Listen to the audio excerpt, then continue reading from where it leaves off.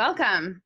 So this is not my typical presentation mode, but I am co-working with 3 other people in my house and I got kicked out of my office. So I am recording with pillows propping up my laptop. So if things get shaky, that is why. My name is Megan Shallow. I'm the owner of BNL Media Consulting, and I have a portion of my business that is all focused on education, workshops, and coaching. And so and then the other part of my business is social media management and assisting business owners with their digital marketing. And I have a team that helps me do that. But this is all me. A little bit about my background. I did an honors degree in psychology up in Kelowna at UBC Okanagan. It was an amazing degree. Finished it back in 2014. And then I got into the tech world and started working with some marketing agencies. I worked with a really great marketing agency called Straw House that its only focus was on Facebook advertising. They worked with big companies in the States, and I would like to say that that is where I went to marketing school. It was an amazing experience working with a tech startup. You work there for 8 months and it feels like you've worked there for 5 years. Things move so quickly, and I had to learn a lot in a very short amount of time. It was an amazing experience. I worked and got to be a market researcher for some really big companies, and I saw the power of this big marketing agency, and these big marketing tools could be used on a local and for small businesses as well. So I took all that knowledge and I've been sharing it and learning even more, and sharing it with small business owners and entrepreneurs who want to tackle their own marketing and have smaller budgets and want to be in charge of their digital marketing first and foremost. So that's a little bit about me. I now live in Coquitlam. I just moved to the Lower Mainland back to the Lower Mainland last year, and it's been a great experience. And now we are more connected than ever in Canada, in the world. Entrepreneurs are rallying together to make sure that we are all supported during this time of uncertainty. And the wave of energy is drastic from a good day. I don't know about you guys, but I'll have good days and I'll have some very fear-based days.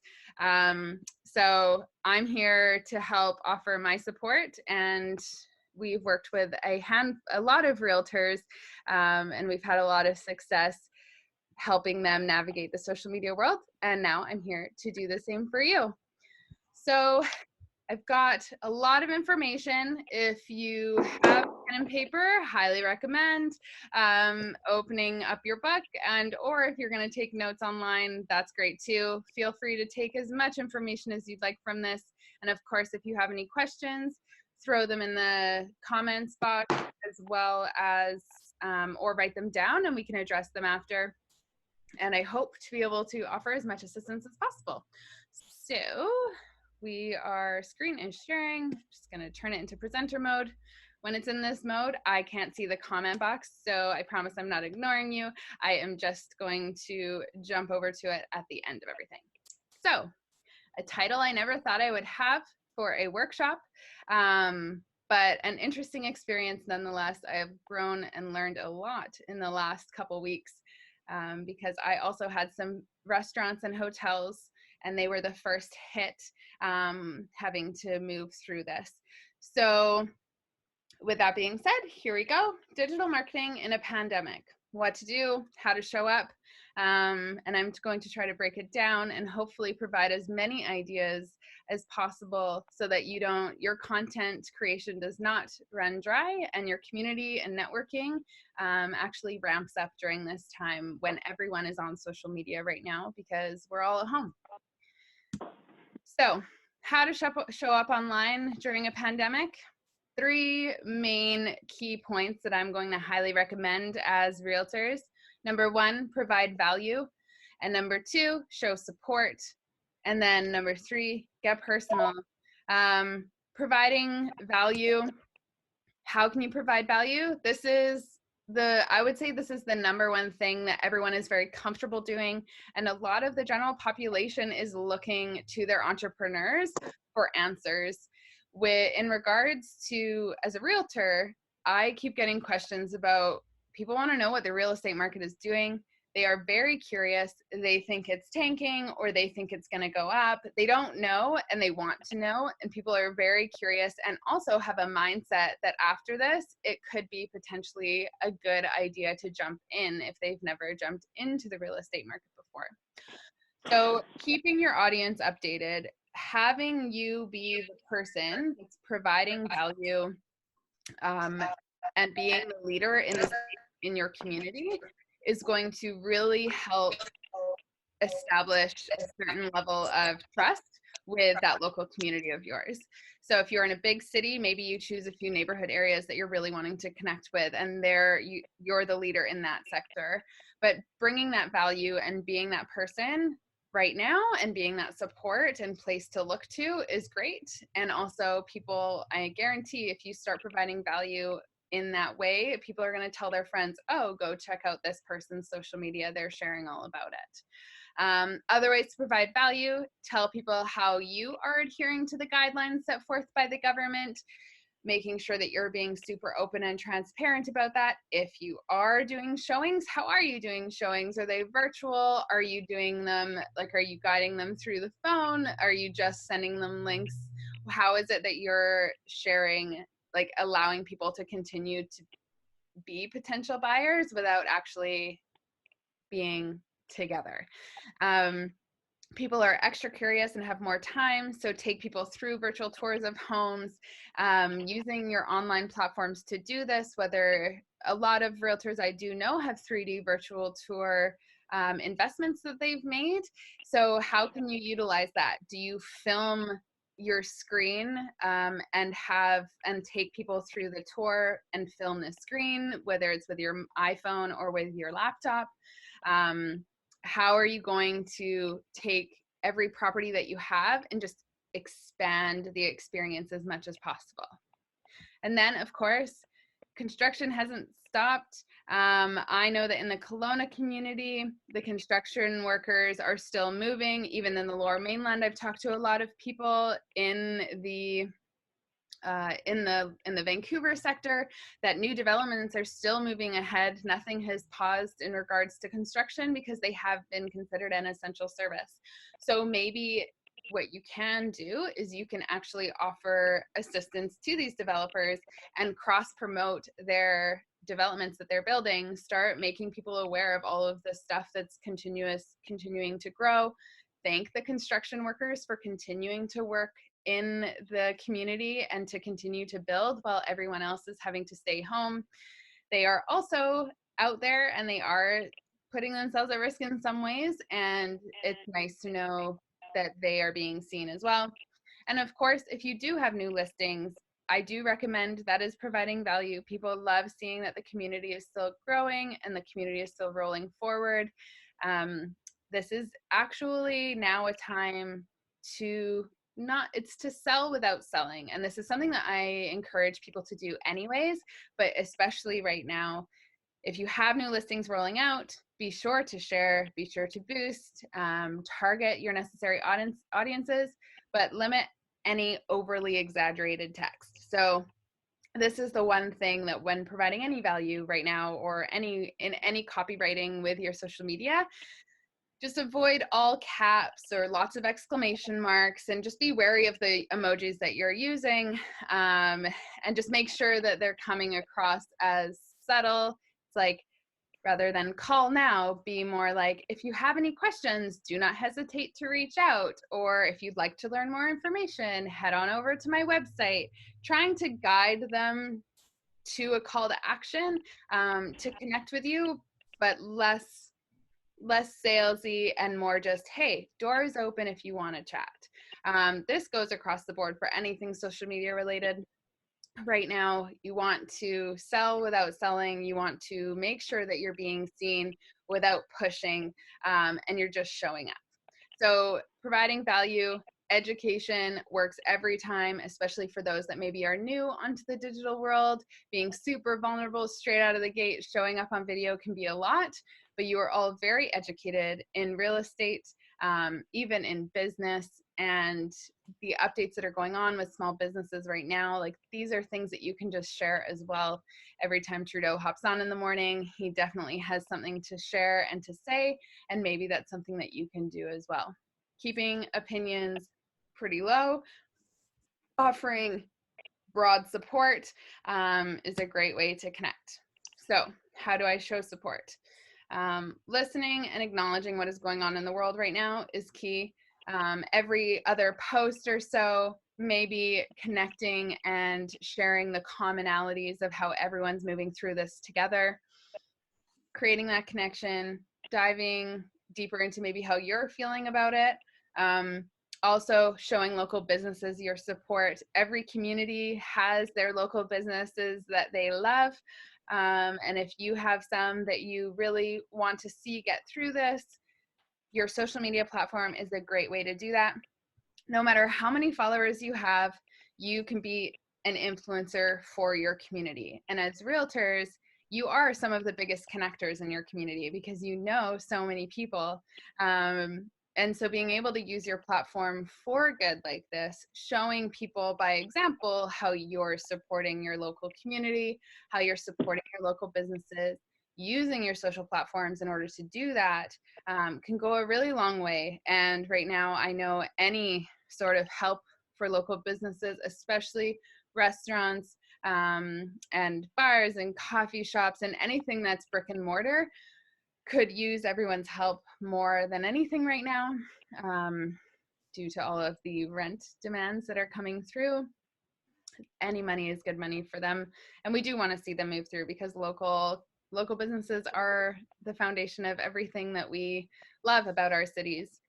And another way to show support is to ask questions to your audience. So check in to see how they're doing, asking how they're filling their time, or what, even if they don't answer, just you asking is a way to show support and to provide connection.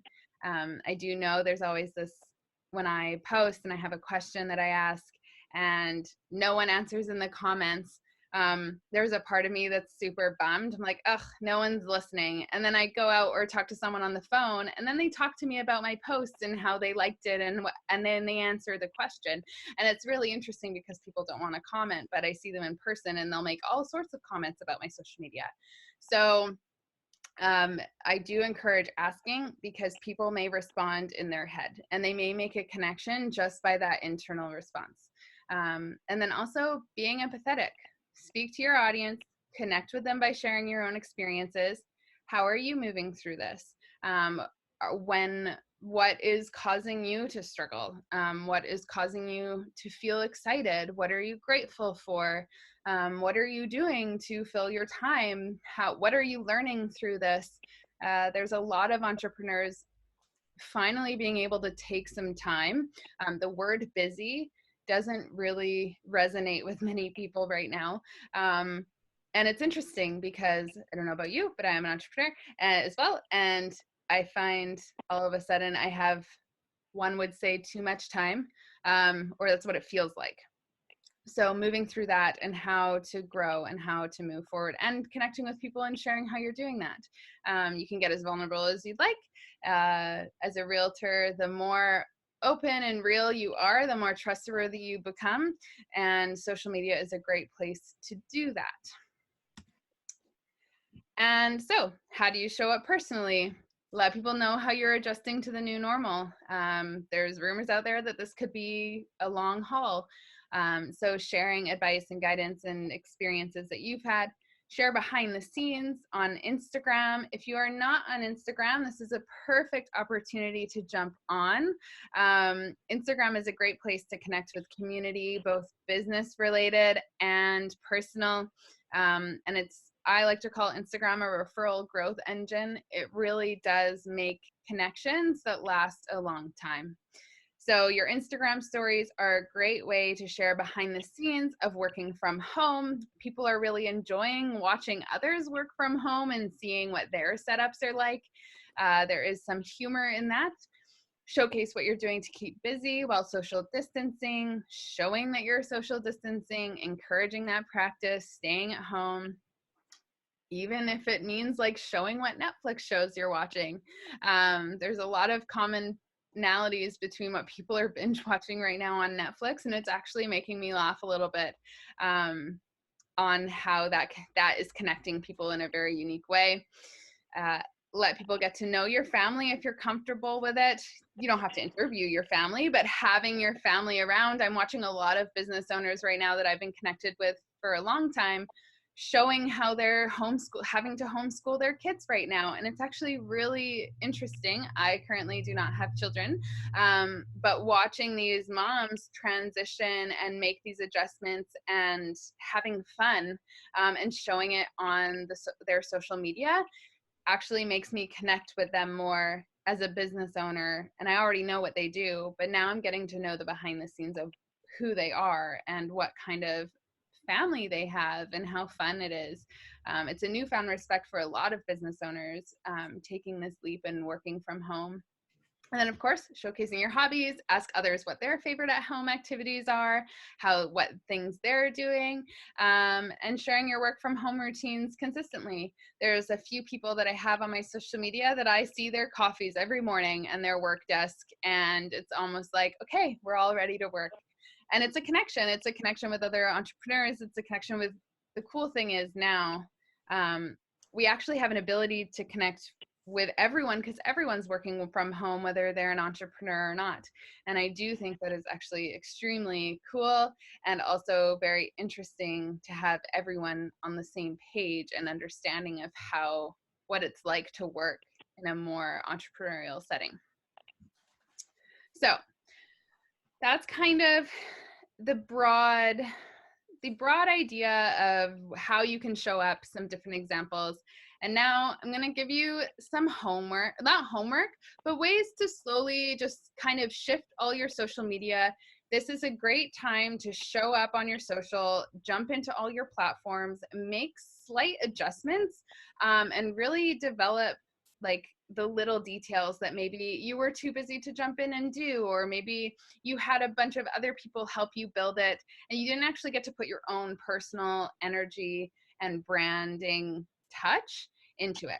So with Facebook, we're going to just dive into Facebook, Instagram, and LinkedIn today, because I feel with realtors, those are the 3 great platforms to connect with your local community. So with Facebook, I always recommend for realtors a profile photo. With your profile photo, depending on if you're a team or if you are just an individual, depending on how you want to show up, your profile photo can be a professional photo of you or a photo of your logo. Because BNL Media Consulting is a marketing agency of sorts, I put the logo in there, but because I am the face of my business, you can see that I am in my about section, because this business would not exist without the story that's behind it, that comes from my own personal experiences.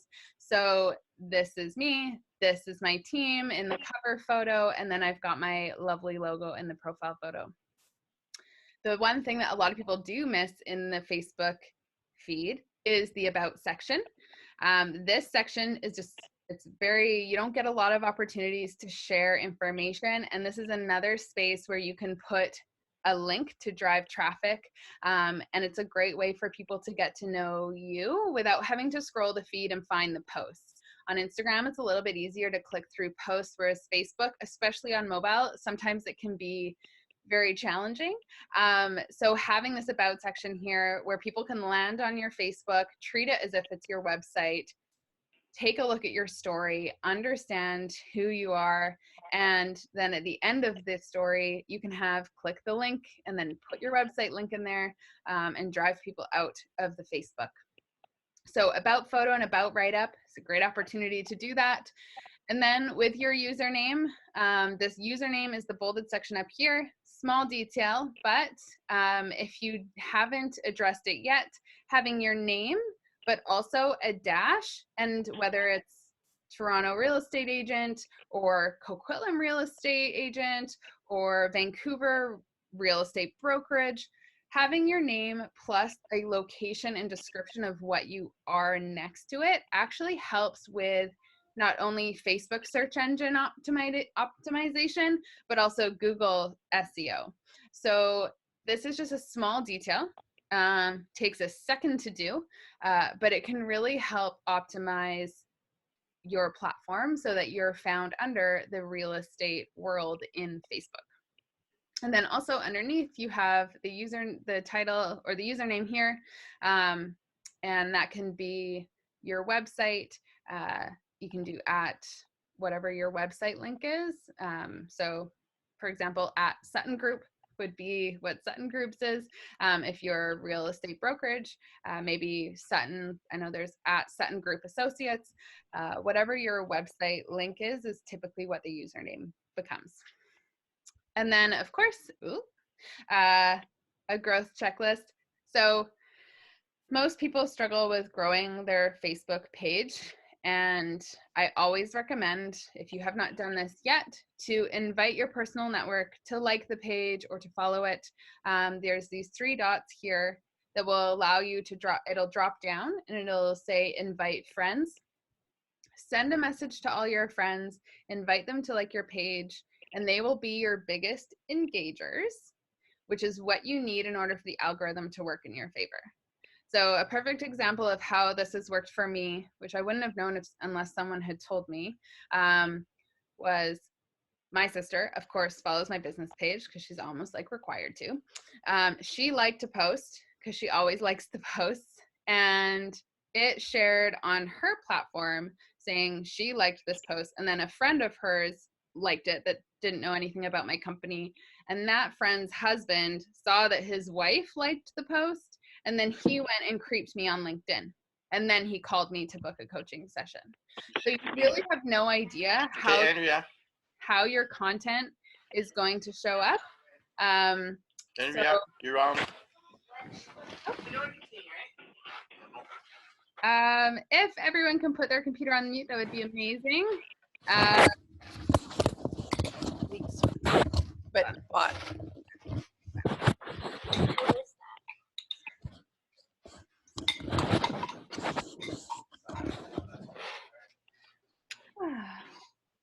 Okay. I can't hear though. Hi, if everyone can put their computers on mute, that would be great. Just as we can hear everyone at the moment. Oh, there. That's okay. Okay, so that's with your Facebook page, making sure to invite and grow your community that way. I typically do this once a month, where I will invite new people into the space. And it has slowly grown my Facebook, and with that, the engagement continues to grow, and it just really helps have that online presence that you're looking for. This works for both personal agents as well as brokerages. The cool thing about brokerages is you can actually encourage your realtors to assist in helping grow that network as well. Okay, LinkedIn. So there are 2 things that I tend to focus on with LinkedIn: the personal profile and the business profile.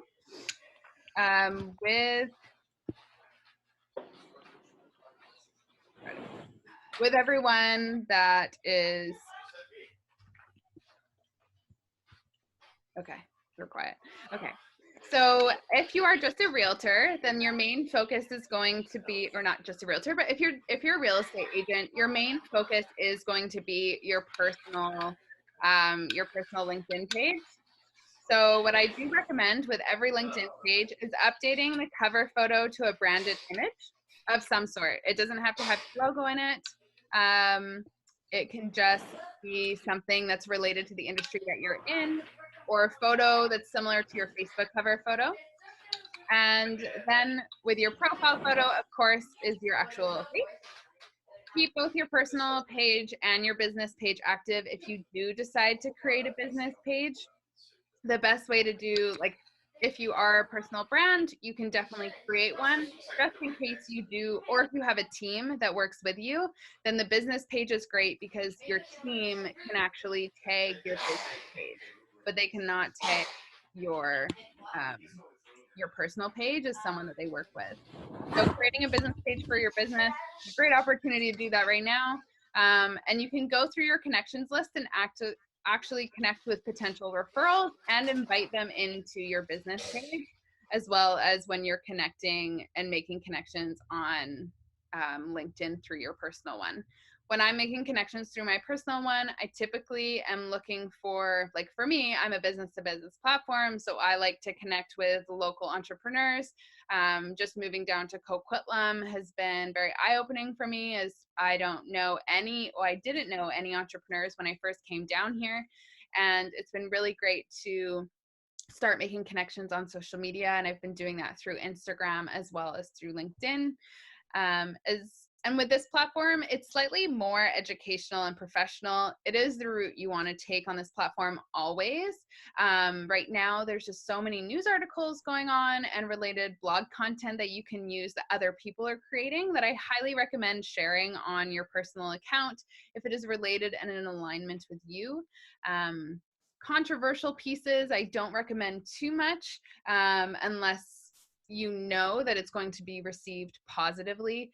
Right now, during the time that we're moving through, I highly recommend keeping things as positive as possible. There are a lot of people getting overwhelmed with the social media scene right now. It is slowly dying down, which is nice. More positive energy is being put out into the social media world, and things seem to be moving slightly more into the normal, where you'll see articles about what's going on, but it's not overwhelming. So you want to keep it as real estate related as possible. And if there are government related sources that you want to share, of course, feel free to share those if you know that the source is valid. And it's also a great platform to also showcase business collaborations as well as charity support. Like I said, local businesses and charities need a lot of help right now. And if you do have connections, business connections with charities, this is a great place to kind of be that influencer for them, especially I'm sure they are active on their social media, and sharing their content over to your platforms is perfect and super helpful at this time. Any engagement, cross promotion, and support is encouraged often right now, as everyone just could use a little lift up. Okay, so, I think I'm missing a page. Oh no. Oh, no, I'm not. Okay, here we are. So Instagram. For those that are feeling relatively new to the platform, take it step by step. For those that are on there consistently right now, maybe this is a time to really put some energy into it. With an Instagram, I always recommend the username is either your business name or a website, or that's related to your website URL. I have two website URLs. I have BNL Social and BNL Media Consulting. BNL Social is currently being created right now, but that resonates more with the audience versus media consulting. I talk mostly about social media on my platforms and provide a lot of education with that. So that's kind of the route that I took, but underneath you'll see it does say BNL Media Consulting.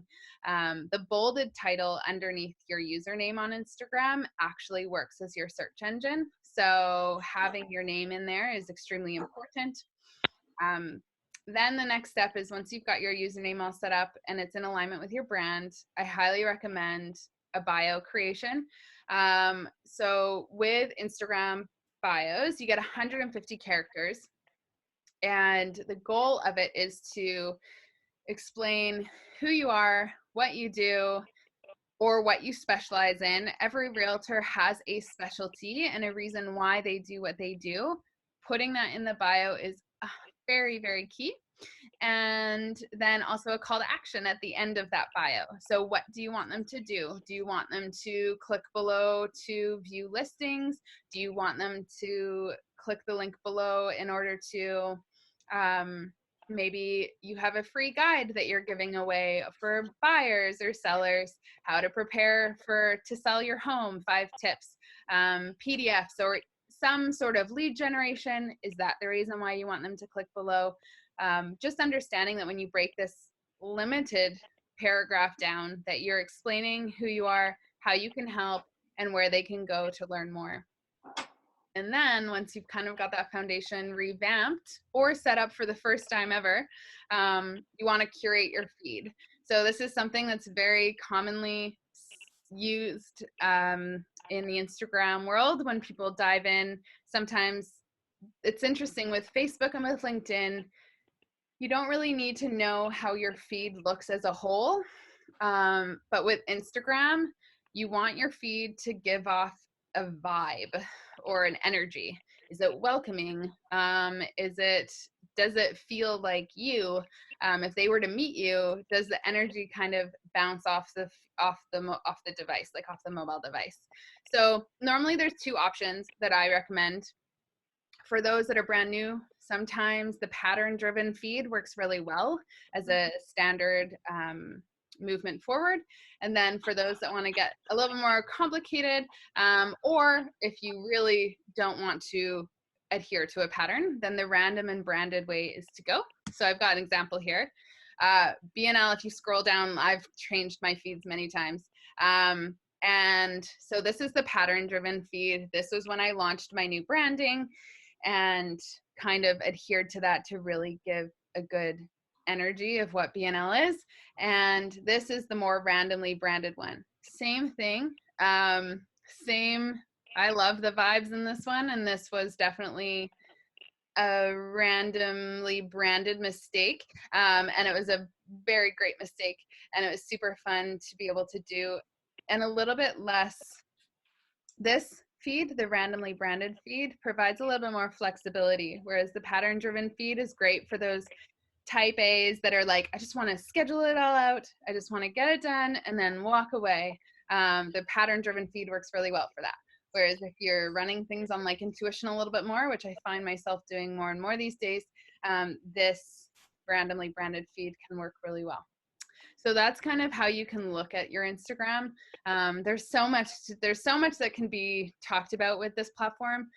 So if you have more questions, please feel free to drop them in the comments or the chat section, and hopefully I can answer a few. But this is the first approach. I could talk about Instagram forever.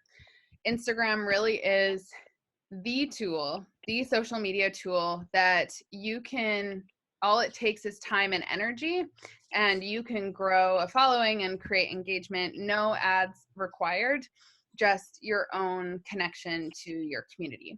So just as engaged as you are with your local community when you are working in person without this 6 feet distancing and no social events going on, Instagram has the power to make the same connections. I do like to see it as a networking tool.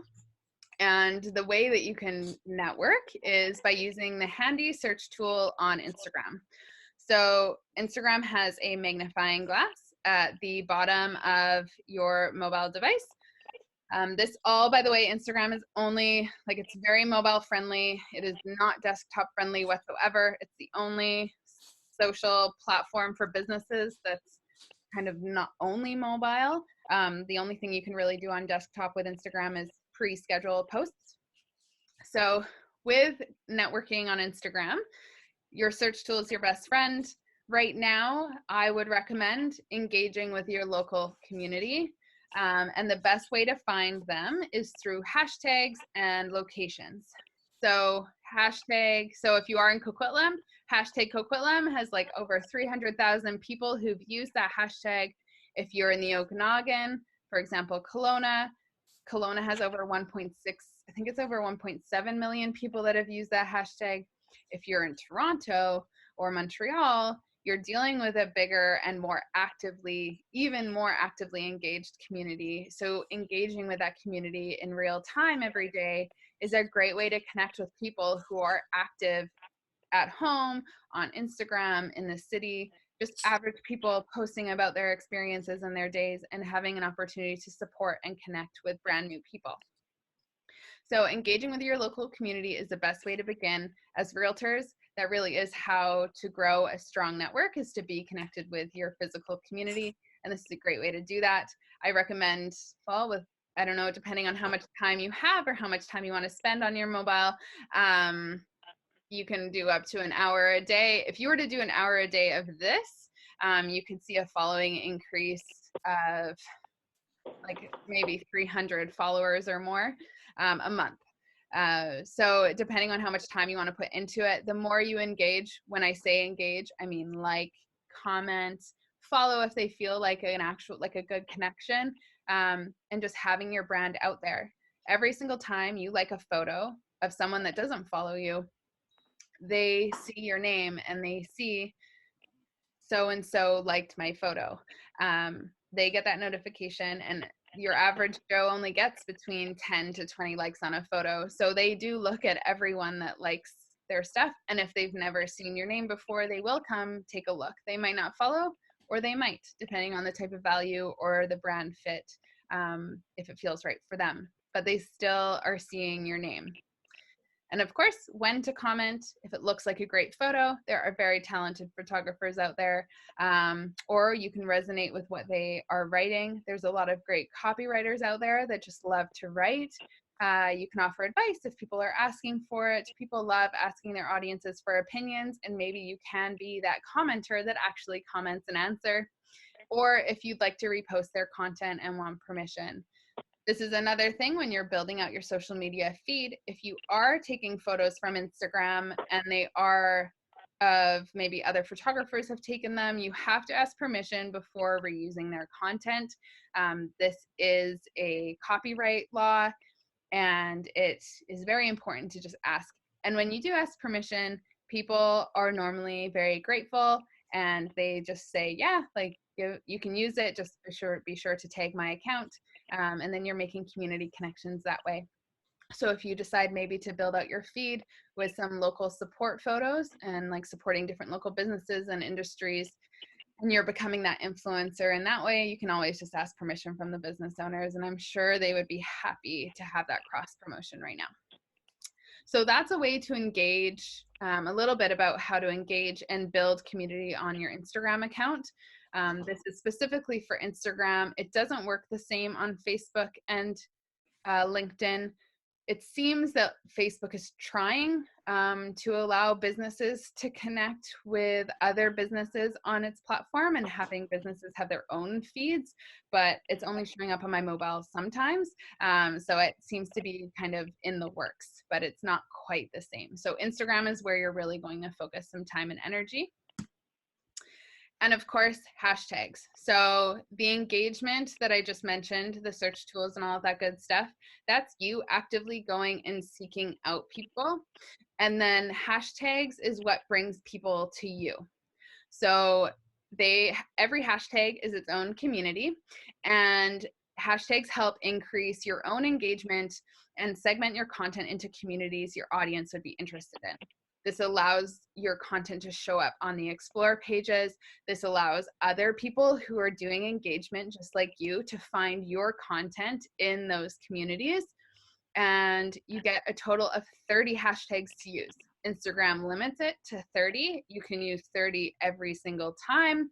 And the one thing that I've learned is there does need to be a strategy involved with hashtagging. So a random hashtag bundle every time lacks the consistency that's required on Instagram. And especially with your branded hashtags, you want to make sure that those are always on your content, because you want to be the photos that show up in your branded communities. And then your geographically related hashtags, you want those to stay consistent every time. Those 10 are extremely important to make sure that you're showing up all the time in your local community. And then the ones that are super flexible are your niche specific hashtags and your target audience specific hashtags. So for example, like a target audience specific hashtag would be hashtag first time home buyers, for example. And then niche specific would be more your realtor side of things. So hashtag realtor life, hashtag realtors of Instagram, hashtag Canadian realtors, hashtag Canadian homes even. Those are your more niche specific hashtags. And then your audience ones are, who are you looking for? Who are you wanting to engage with? Are you wanting to engage with entrepreneurs? Across, like, what audiences in Instagram world are you wanting to be a part of? And who are you wanting to attract to your feed? So these are a lot of things to think about. I definitely help a lot of people build these out, because once you dive into Instagram, there's a lot going on. But this is kind of how if you've ever wondered why are people using hashtags and what's the point, here's kind of the strategy that I like to explain to people, and it normally lands very successfully, and people do see a natural increase of engagement pretty quick. And then one more thing, boosting in ads. During this time, do you do it? Do you not? I definitely recommend yes. People are extremely active on social media right now. And and I've talked to a few of my Facebook ad friends that they specifically focus on Facebook advertising, and they are saying costs right now per click are extremely low. So Facebook has actually decreased the price. So the money is going further than it normally ever does. So right now is a great time to jump on. There's two approaches that you can take with Facebook and Instagram. You can do a boost, or on Instagram it's called promote. And these are normally recommended for smaller budgets. So if you're working with anything $100 or less, I would recommend just doing a boost. It'll help increase engagement. It brings awareness to your brand. It drives traffic to send you messages or to make connections. And you can do this for Facebook, Instagram, or Instagram stories. And I recommend a boost if you're like, well, when do I boost? If you've created an event that you want people to RSVP to, you can boost that. The engagement with Facebook events is actually really great. So brand awareness is always the goal, and then having that organic and paid traffic working together.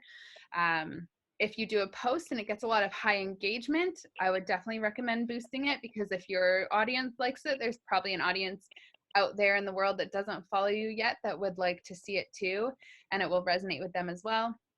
And of course, if you have a new listing that you want to get more eyes on, it's a great way to have that awareness without it feeling like an ad, and it looks like a post in people's feeds. I've had a lot of success boosting new listings, and like I'll give one of my clients, we would put I think like $30 on a listing, and you'd get it over, and we target the local area, and we'd get over 200 to 300 link clicks. So people are really wanting to take a look, and right now people have more time than ever, so they're more curious, and they're watching their feeds more closely. So boosting is great. Even if you were to boost maybe twice a month, it can really increase that brand awareness and just have you show up in your community more and more. And then ads are when you really have a goal. So if you want to drive leads somewhere, more controlled and data driven, you're working with bigger budgets, and it can be built and targeted to many different platforms. And I would definitely recommend building out an ad if you have a budget over like $150, and your goal is to drive leads. Then people know when they see an ad, they know that it's going to take them out of the platform. Whereas when they see a boost, they don't feel forced to leave the platform. They show up on the feeds differently. So you want to be careful of when you're using what. So here's a perfect example of something that just popped up not long ago on my feed. So I screenshotted it because I actually thought it was a really good idea.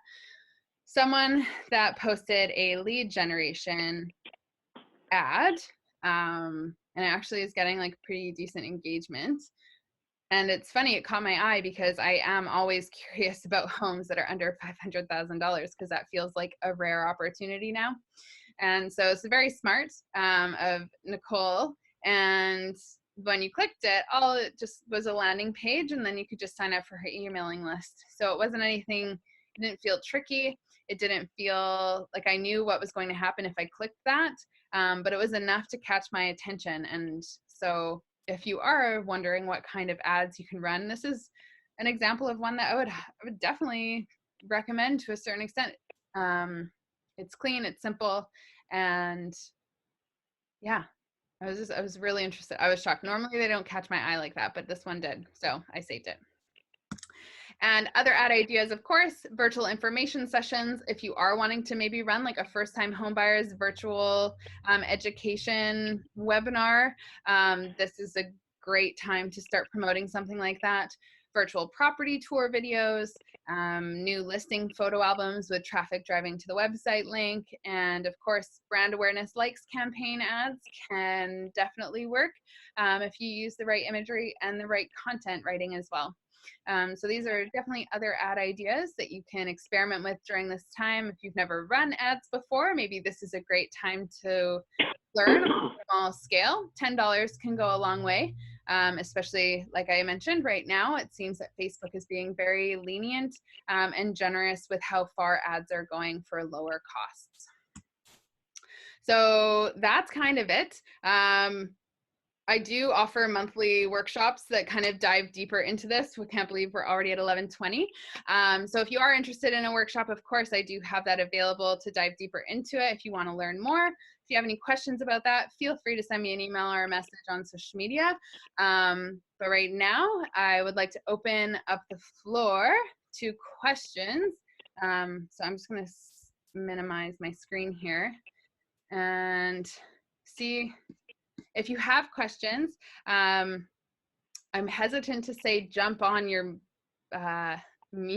jump off mute. So if you want to put your question in the chat box, and then we can go from there and maybe open up the floor to questions that way. Julie, yeah, I did record this. So Brooke's going to have it available, and the PDF as well is something that I'm going to send over to Brooke too, so that she can send it out to everyone who came on the call, and maybe for those who missed the call.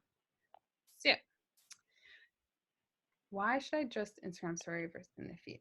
So you can Instagram story and post. Instagram stories are a great way to connect consistently throughout the day.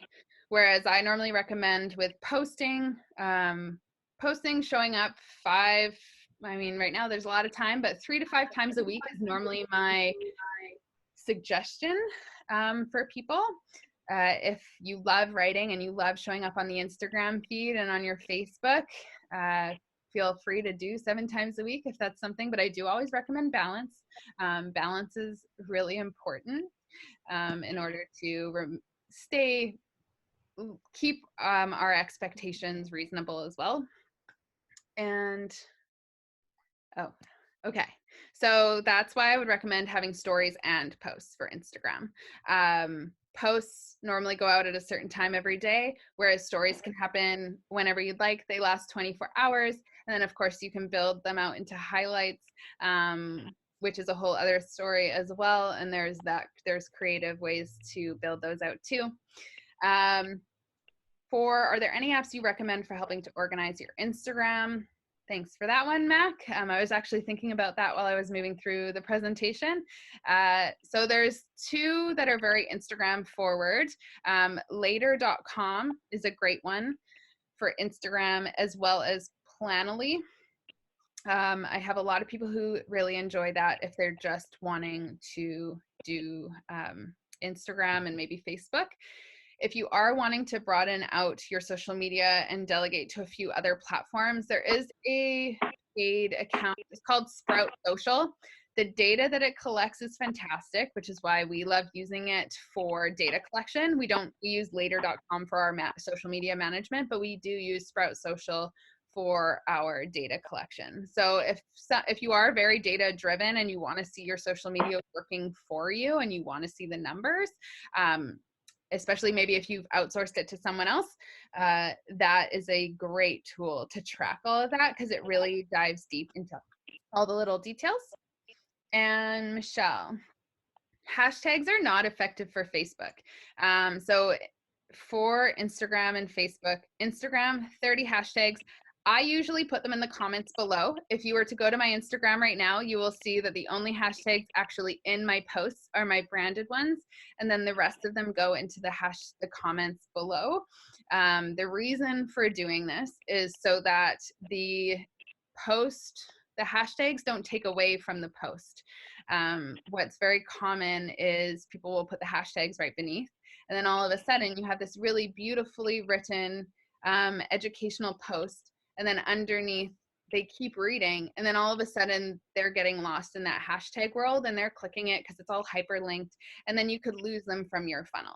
So I just recommend putting the hashtags in the comments below of Instagram, then driving that post over to Facebook and just allowing your personal, your branded hashtags to be on Facebook, but that's it. Facebook did try to make hashtags a thing, and it just didn't work on that platform. So yeah. Are there any other questions? Okay. Megan, we have a question in this group over here. I'm just going to let him ask through the microphone. Go ahead. Hi, my name is Peter. I'm from Montreal. I just had the question with regards to engagement. In order to get the most engagement, given the times that we have right now where everybody's on their phones and stuff like that, what time of day would you say is the best to post? A regular post or a story?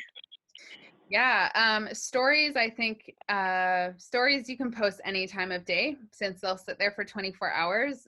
People will see them regardless of when they're active. For posting, I'm a huge fan of still catering to the 9 to 5 mentality. I think you are safer if you're posting either in the morning, around lunchtime, or in the evening.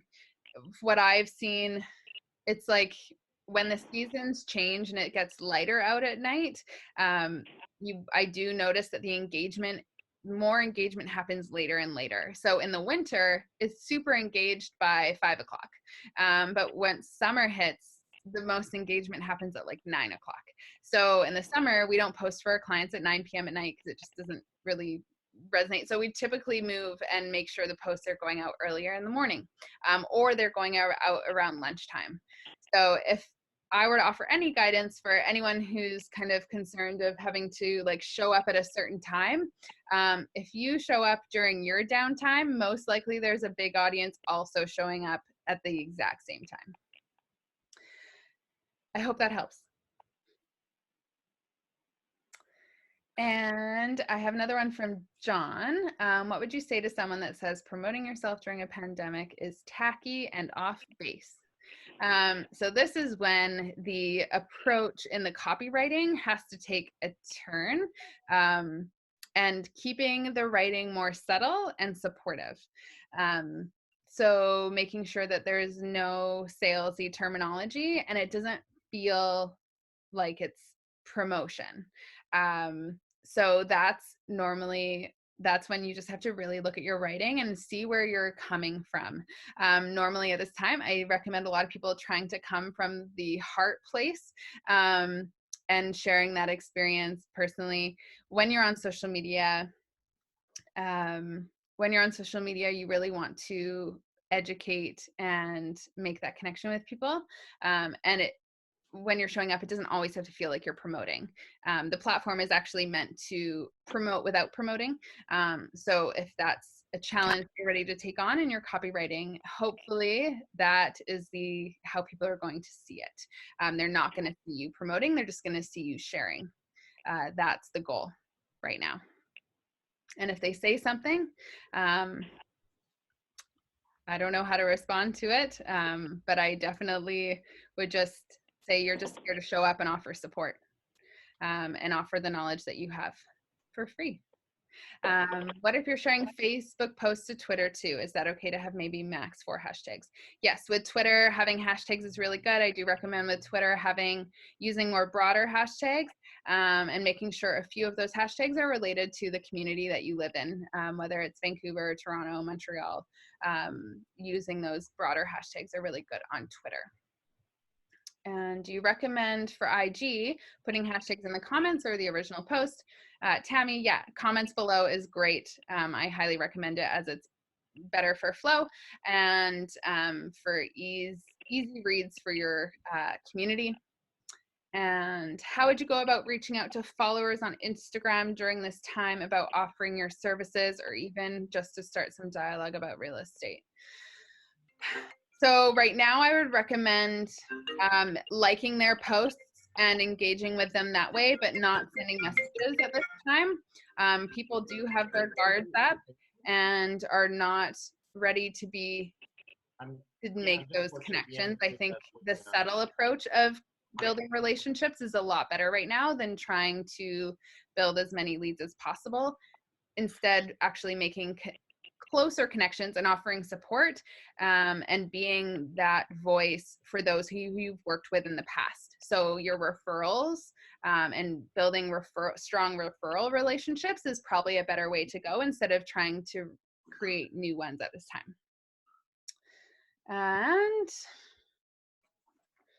awesome.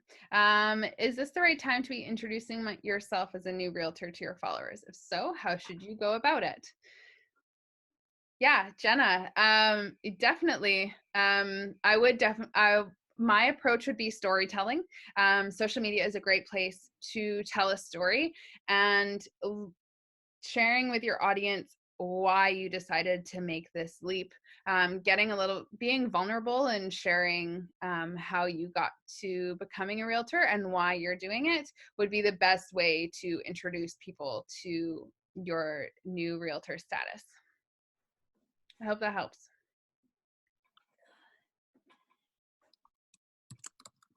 Okay. Megan, we've got another one here. Okay. This is my own personal observation. I wanted to know if you agree or disagree. It seems as though the Instagram community is a bit of a younger age group, and the Facebook community is a bit of an older age group. Depending on our target market, would you gear some advertising towards Instagram more than Facebook, or like, would you just stick to only one of those? Yeah, so your observation is correct. I would say the target demographic on Facebook is anywhere between 35 and up, even pushing like 40 plus on Facebook. So if you are boosting ads and you're trying to target first-time home buyers, you can guarantee that your first-time home buyers are making their buying decisions based on people's Instagram feeds, whereas the older demographic is 40 plus is still open on Facebook, and they're really wanting to kind of use Facebook as their market research platform, whereas the younger generation definitely makes decisions based on Instagram and presence on Instagram and how people show up on Instagram, and they want to build a connection before committing. And that's what Instagram's all about. Instagram is a very passive platform, so you're really building relationships. And in return, that should turn into either referrals or actual leads coming through. But everyone on Instagram needs to make the decision to connect with you versus you trying to get them to connect with you. You just need to be there. You just need to show up. But it really has to be subtle, because people are very hesitant when they get messages if they don't know who they are yet. So I hope that helps your demographics. And also Instagram, it used to be more women were on the platform, but now it is really starting to level out with men and women of that younger demographic being on there. So it is not gender specific as it used to be. And Facebook is the exact same way, not as gender specific as it used to be. Everyone is very much on there, and it just seems to be shifting based on age at this moment. Sorry, that was also on LinkedIn. Oh, and for LinkedIn? Yeah. LinkedIn's a funny one. LinkedIn is the demographic that's more active is definitely 35 plus. Yeah, that's a Pardon? Oh. What does represent? I think you're good to keep going. Okay. Yeah, so LinkedIn 35 plus, it actually is a more male active platform. So men actually use that platform more than women in this space, which is really interesting to see. And it is a great way to show up. And I read a stat the other day that only 1% of LinkedIn profiles actually post. So when you're posting something on LinkedIn, you are not fighting a big crowd at all. So you will get seen, and you will be able to create connections and get higher engagement faster because people are not posting as much as they're posting on Facebook and on Instagram. So if you aren't posting on LinkedIn yet, it is a platform that I would really start to think about when you're posting across all of your social platforms, because it is not as active, and a lot of people are reading on that platform, but they're engaging, but they're not posting.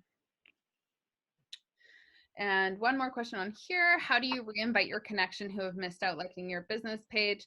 Unfortunately, once you've sent the message out, it's been sent. But if you do have, another way to do it is maybe do an email marketing campaign to try to get them to see that call to action in a couple other places.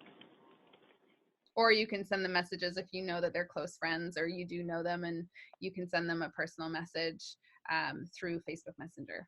That's another option as well if you feel ever so inclined.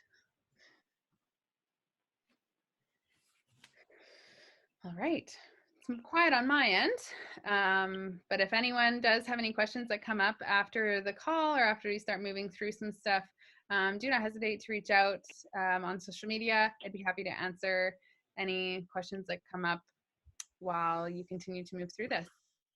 Brooke, is there anything on your end?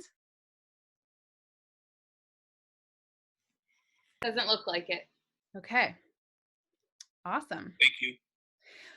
Yeah. Oh, yeah. Okay. So thank you so much, everyone, for joining today. And if you have, reach out with any other questions. And of course, Brooke is going to have the presentation emailed out as well as a recording of today. And yeah, it was great to connect with all of you. And I wish you the best of luck as you jump on your social media. And just remember to write from the heart and share your story and provide value as much as you can.